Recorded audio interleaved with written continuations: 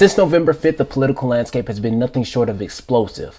We're talking President Donald Trump making headlines almost daily, and the stakes have never been higher with the whispers of a potential World War III sparked by Joe Biden himself. Meanwhile, the left is rallying behind the 4B movement, MSNBC's fortunes are finally dwindling, and Putin is determined to defend his country against the Biden-Harris administration, and a bunch more going on in the world. And as your host from BMSL, I'm going to cover the key events that has had America in a chokehold.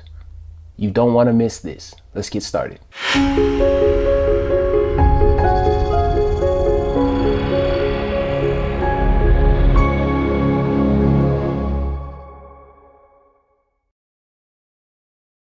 As you get comfortable, don't forget to like and subscribe to the channel. Also, let your voices be heard down in the comment section below as we cover today's first topic, which is the 4B movement.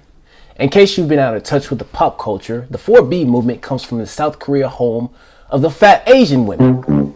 Okay, yeah, that was a little too much. But yes, South Korea started the 4B movement, and essentially it's a feminist movement that stands for no dating men, no getting married to men, no sex with men, no children with men.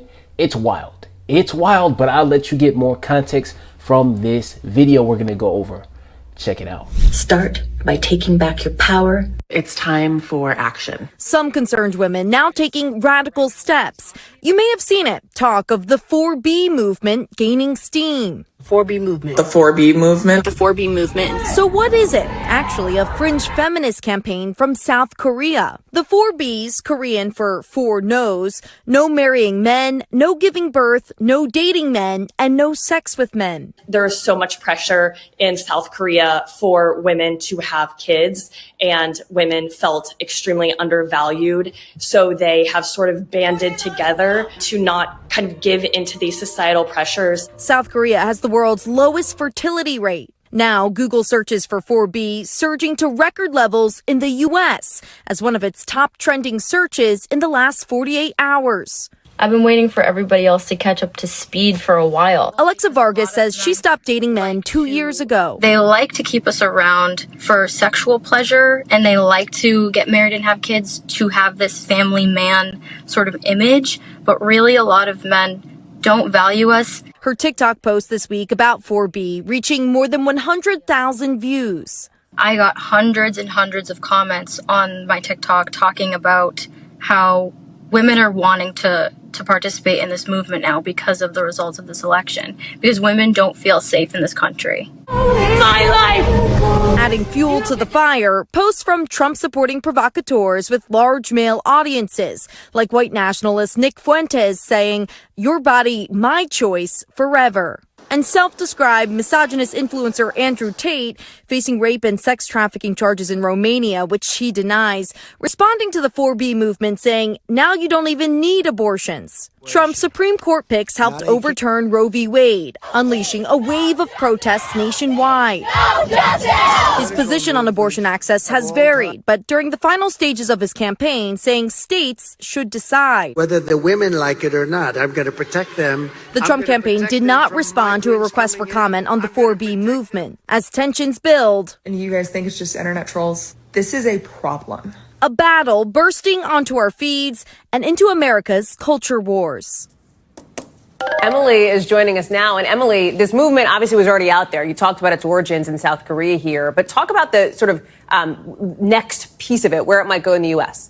Yeah, Hallie, you bring up a good point. There isn't anything new about swearing off men to make some kind of statement. And in fact, you can even look back to ancient Greek plays like Lysistrata, where women swore off sex to make a statement to protest war. And there's more recent examples as well. There's the trend of going boy sober and more people turning away from dating apps. Look, experts say, do they think that we're suddenly going to see women in droves swearing off, writing off men? No, but what we are seeing is these movements, they are finding these large communities online, and they're raising questions and concerns about reproductive freedom. They're putting that at the top of mind, gender equality, and in many ways, Hallie, that is the goal for a lot of these women. By the way, you can find a deeper dive into this on our website, NBCnews.com, our digital team working on that. Yeah, that's definitely crazy stuff there. But let's be real, I'm not sure these women even like men to begin with in the first place. But I digress. An even crazier article came out alleging that Comcast has been losing money, so much so that their star, the radical left star, Rachel Maddow, has to take a pay cut. And yes, a pay cut meaning from 30 million to 25 million. Not really that much of a difference, but she still has to take a pay cut. Now let's actually look and read over the article to see what it says. And the article is titled, MSNBC's Rachel Maddow's salary reportedly cut by 5 million despite being ratings Viagra as parent company Comcast deals with difficult time. MSNBC star anchor Rachel Maddow annual salary is $5 million. As the left-leaning network continues to reel from parent company Comcast's decision to spin off its struggling cable properties, according to a report. Maddow, who rakes in $30 million a year for hosting the Rachel Maddow Show, is just one day on Mondays, negotiated for a $25 million salary for the next 5 years, the anchor reported on Thursday. This is a difficult time as they need to keep her, one executive told the news site. No one else can do what she does. You can't build a brand like it overnight. Wow. No one else does what she does. Wow. Crazy, crazy stuff. Now, this is no surprise to me because mainstream media is dying. They can't really tell the truth. And from what I've heard, the ratings tell that story as well. If she can get $25 to $30 million just for showing up one day a week, I'm definitely in the wrong profession. I mean, that's thievery. But in other news, Joe Biden has given Ukraine permission to use American missiles to strike Russia. I mean, jeez. I don't even know what to say to you guys. We're literally going into World War III as we have this conversation, okay? And if Ukraine has missiles to strike Russia, then it's not going to be a good day, right? Because before Trump gets into office, if World War III gets started, I think the transition of power to a new president gets delayed. Don't quote me on that. But I believe that's how it works. But it definitely would spell bad news for Americans because a potential World War III could break out right before Trump enters in the office. Everyone has to be recruited. The balance of power is off. And man, it just is a mess. But let's dive in and get more context behind the decision making to allow Ukraine to use long-range missiles to strike Russia. President Joe Biden reversing a long-standing U.S. policy involving the war in Ukraine. Biden now going to allow Ukrainian forces to use long-range U.S. weapons inside of Russia for the very first time. CNN's Kevin Liptak is traveling with the president in Brazil. Kevin, what more are you learning?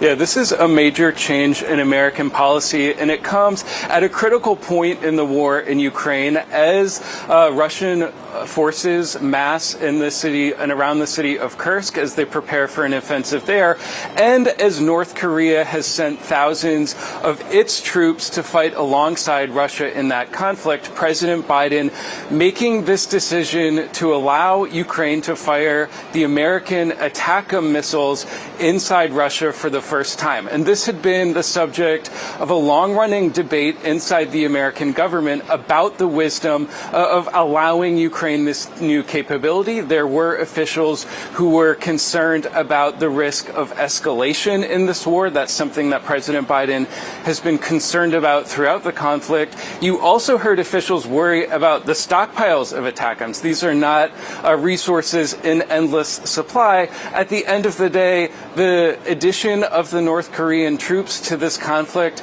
certainly has created a new sense of concern in Washington about where this war could be headed. It's a subject of conversation that President Biden has had throughout his trip this week in South America. He discussed it earlier in Lima, Peru, with the leaders of Japan and South Korea. He also discussed it yesterday with the Chinese President Xi Jinping, trying to apply pressure on Beijing, to apply pressure on its largest, or on North Korea, which is China's largest trading partner, to try and convince Kim Jong-un that this was a mistake and that it could put his own troops at risk. But now this decision, I think, certainly for American officials, they do hope that it could help turn the tide in this conflict, but also send a signal to countries like North Korea that it sends its troops into this war at their own peril. Frederica. All right, Kevin Liptak, let us know when you know more. That's going to be really scary if not handled right, but we have a response by Putin saying he will use nuclear weaponry. Nuclear weaponry if Western missiles are used to strike Russia. And I'll leave the link to the description of that article down in the description box below, along with everything else. And if you guys want to check it out yourself, feel free. But in short, Putin is basically going to skitty pop everybody. So we better not stop playing with him.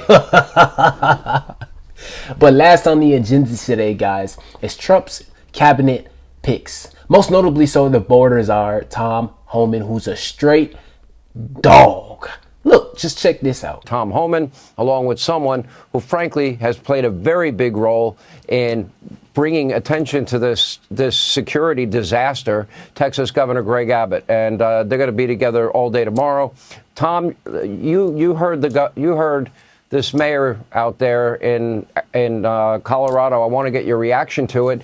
And I want you to be clear about who has jurisdiction, the federal government or state and local governments. And if you're a sanctuary state or city, are you breaking the law? You're absolutely breaking the law. All you have to do is look at Arizona versus U.S. You'll see these breaking the law. But look, me and the Denver mayor, we agree on one thing. He's willing to go to jail. I'm willing to put him in jail. Because there's a statute, it's Title 8 United States Code 1324 III, and what it says is, it's a felony if you knowingly harbor and conceal an illegal alien from immigration authorities. It's also a felony to impede a federal law enforcement officer. So if we don't want to help, that's fine. He can get the hell out of the way. But we're going to go do the job. President Trump has a mandate for American people.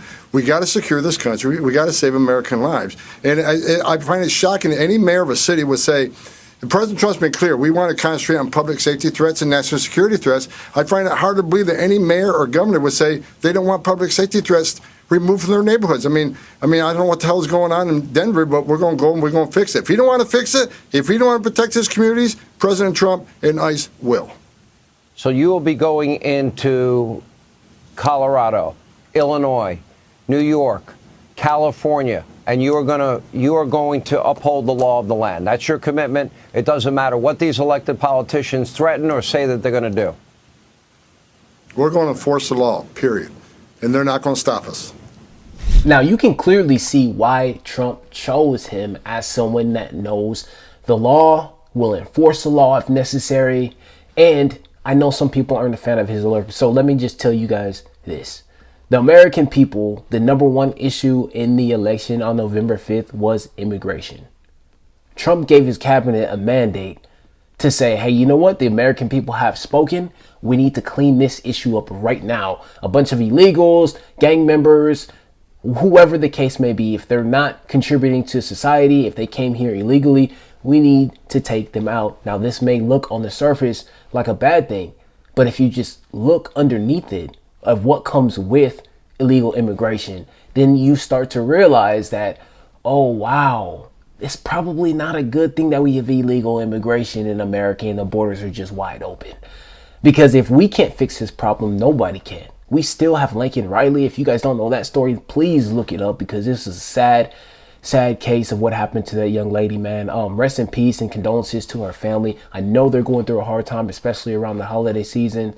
And I just hope that they're coping and dealing with this issue very, very well, man. And I just couldn't even imagine if I had children and I lost one, especially to illegal immigration, man, it would be tough.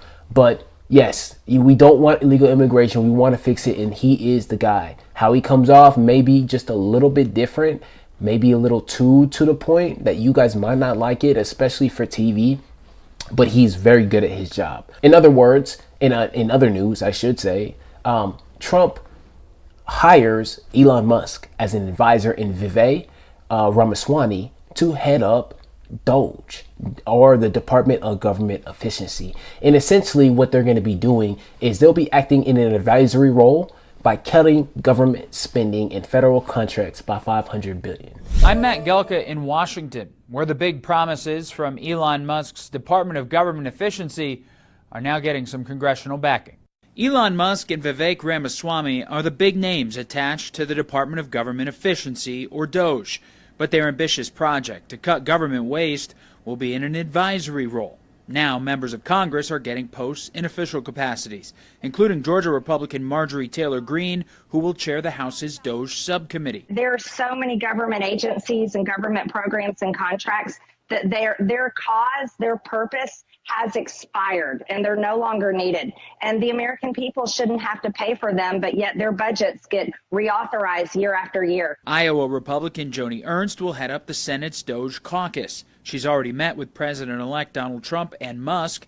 Ernst plans to take aim at remote work, as there will be a push to get all federal employees back in the office. We can talk about the telework activities that we have seen over the course of the last 3 years, and federal government employees that are simply not working. They don't want the transparency. They don't want us to know that they're only working maybe 10 hours a week. Musk and Ramaswamy are leaning heavily on friends from business and tech to build up their advisory panel. Their goal to cut $500 billion in annual spending and slash the federal workforce is likely to hit hurdles both on Capitol Hill and in the courts. Now, lastly, Trump's notable pick for Attorney General initially was Matt Gaez.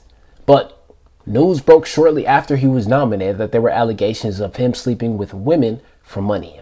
And following suit, he pretty much got exposed and there was a scandal. And I don't know if this was propaganda, if this was maybe like a political game that the left was playing and exposing him. But every successful man has women on payroll. Okay, like, listen, prostitution is illegal in America. I understand. But if men aren't able to get their rocks off, I mean, it's going to be a bad day. Now, I don't know if these allegations are true or not. There were some allegations of him sleeping with a 17-year-old. Again, I don't know if that's true. That could be true. It could not be true. I'm just here to give you the details and stay objective as I can. Now, let's actually hear what he had to say, and then we're going to get into his new Attorney General pick, Pam Bondi. Let's check it out. Matt Gaetz is stepping down from his nomination to Attorney General of the United States. Many said this was the most contentious of the nominations made by former President Trump, and he has announced categorically that he will not be seeking confirmation to the post of Attorney General. Here are his words. I had an excellent meeting with senators yesterday. I appreciate their thoughtful feedback and the incredible support of so many. While the momentum was strong, it is clear that my confirmation was unfairly becoming a distraction to the critical work of the Trump-Vance transition. There's no time to waste on a needlessly protracted Washington scuffle. Thus, I'll be withdrawing my name from consideration to serve as Attorney General. Trump's DOJ must be in place and ready on day one. I remain fully committed to seeing that Donald J. Trump is the most successful president in history. Look, Griff, this was quick. I mean, the appointment came as a surprise to many, and we will see what happens. We know the deputy is Todd Blanche. That was Trump's attorney in his case with Alvin Bragg here in New York. Many suspected that if Gaetz did not make it through, that perhaps Blanche would be elevated.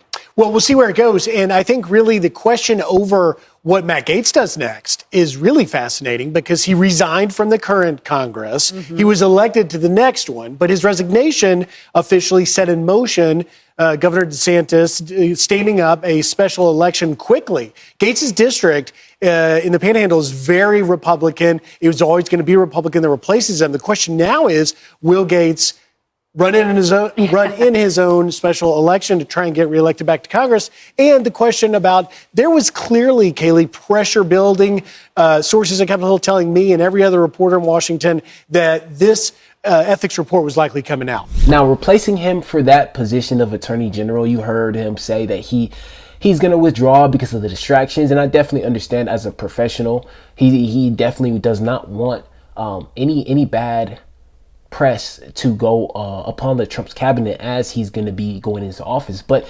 his replacement pick for Attorney General, Trump's replacement pick is Pam Bondi. She's a Florida native. She's always been a Trump defender, and she was actually supporting him in the cases that were brought against her. So let's check this out and get a little bit more information on this, okay? Matt Gaetz is out and a fellow Floridian is in. All right, President-elect Donald Trump tapping Pam Bondi as his attorney general pick after Gaetz withdrew from the nominating process. Fox 5 Sharon Crowley is here now with the latest. Sharon. Yeah, Steve and Natasha, President-elect Trump and Bondi know each other pretty well. She was one of his lawyers in his first impeachment trial during his first term. Bondi was also Florida's first attorney general, and she, like so many of Trump's nominees, is extremely loyal. President-elect Donald Trump naming former Florida Attorney General Pam Bondi to be his new nominee for U.S. Attorney General. His first choice, former Florida Congressman Matt Gaetz, withdrew his name amid allegations he was involved in sex trafficking underage women. Gaetz has denied any wrongdoing. He explained his decision to drop out in a post, saying, quote, "It is clear that my confirmation was unfairly becoming a distraction to the critical work of the Trump-Vance transition." Gaetz also did not appear to have enough support in the Senate to get confirmed. Holy I didn't see that coming. Stepping aside was the right thing for our country. If there's not a path, you're going to spend a lot of political capital for a losing cause. Trump's new AG nominee is a longtime ally and was one of his lawyers during his first impeachment trial. Bondi also spent more than 18 years as a prosecutor and was Florida's first female attorney general. Armin Kurdian is a Republican political strategist and retired Navy captain. I think Trump is looking for somebody who is going to use every option, legal option the federal government has to break through sanctuary cities, to get criminal aliens out, folks who are going to uphold the law and folks who are not going to fight. Whether you're for this administration or against this administration, you have to admit that the number one issue that people are concerned about is getting solved. The issue of, transgender people in different sports, that's being solved. And the people who are not going to be cooperating, that is getting solved as well, right? You heard the border czar, Homan, I believe. Please don't quote me. I think it's Tom Homan. Tom Homan literally says, I am ready. He wants to go to jail. I'm ready to put him in jail. I mean...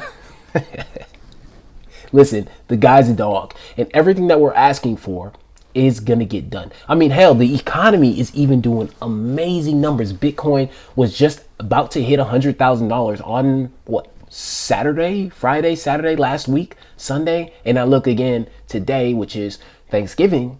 It's not even close to 100K, but the economy is still doing well. Bitcoin before this was at 75K. The stock market is going up and everything is looking well. I think people are actually preparing for a bull run. And unfortunately, I'm still paying off my student loan, so I can't invest into the market.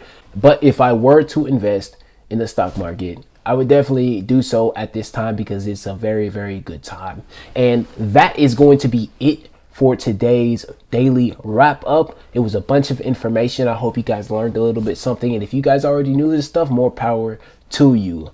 Please have a happy Thanksgiving. Be safe on the roads. Have your bail money, wear your condoms, and be ready for next week's topic. I love you. I appreciate you. It's always fun rocking with you guys. And I'm out. Peace.